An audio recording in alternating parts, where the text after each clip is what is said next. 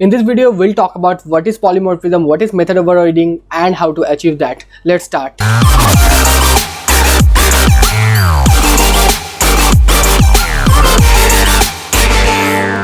So polymorphism is a concept of object-oriented programming, and using this polymorphism concept, we can perform a single task in different way.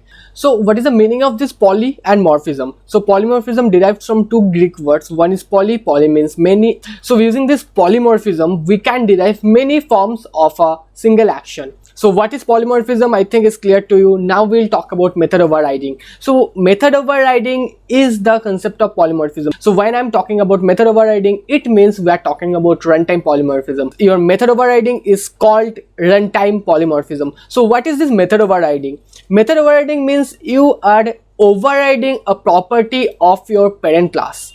So why I'm talking about that you are overriding a property of your parent class? So let's take an example. Suppose let's say we have two classes, one is parent and one is child. Within parent class they have an instruction. The instruction is you have to go to college and you have to study. You have replaced that instruction in your child class as that you have to go to college and you will bunk and you will gossip. So this is what method overriding or polymorphism is. You will override or replace the properties of the parent class. Now what do you mean by replacing the properties of the parent class? In parent class we have few properties. In child class we will get all those properties that will be inherited into our child class. But whenever you are replacing all those properties of your parent class, it means you are overriding the properties of your parent class.